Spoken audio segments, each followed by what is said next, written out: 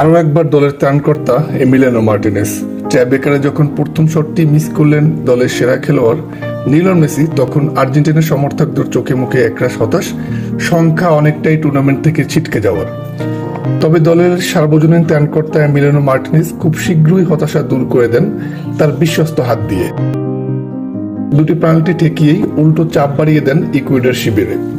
বাকি দুটো গোল হজম করলেও ততক্ষণে নির্ধারিত হয়ে যায় আর্জেন্টিনার সেমিফাইনাল খেলার। টানা 4টি গোল করে আরও একবার মন জিতে নিলেন আর্জেন্টিনার তরুণ তুর্কিরা। ম্যাচ শেষে দৃশ্যপট পাল্টে যাওয়ার ম্যাজিক্যাল মুহূর্তের অনুভূতি জানালেন নাম্বার 23 এমিলিয়ানো মার্টিনেজ। বললেন, সতীর্থদের বলেছি আমি বাড়ি যেতে প্রস্তুত নই। যদিও এত সমর্থকদের আগমনে আমি কিছুটা আবেগাক্রান্ত হয়ে পড়েছিলাম, আমার পরিবারও কাছাকাছি ছিল। এগুলো জীবনের বিশেষ মুহূর্ত, এই দলটি দারুণ, সামনে এগিয়ে যাওয়ার মতো। বিশ্বস্ত গ্লাস নিয়ে জয়ের নায়ক হওয়া নতুন কিছু নয় এমিলিয়ানো মার্টিনেজের জন্য।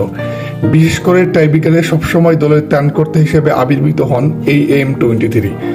এখন পর্যন্ত টাইব্রেকারে 4টিতে জয়ের নায়ক এই এমিলিয়ানো মার্টিনেজ। আর এখন পর্যন্ত 18টি শটে 9টি প্রতিহত করেন তিনি। জানালেন এই পারফরমেন্সের গোপন রহস্য।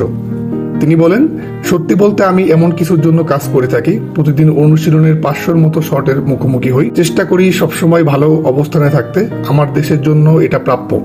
মানুষ তাদের অর্থ ও সময় খরচ করে আমাদের খেলা দেখে। আমি তো মানুষের জন্যই আবেগকণ্ঠ মিস করি, তাদের উল্লাস মিস করি। এসব নিয়ে আমি গর্বিত। তবে জয় নিয়ে মাঠ ছাড়লেও শিষ্যদের পারফরমেন্সে নিয়ে ও সন্তুষ্ট নন কোচ স্কলনি।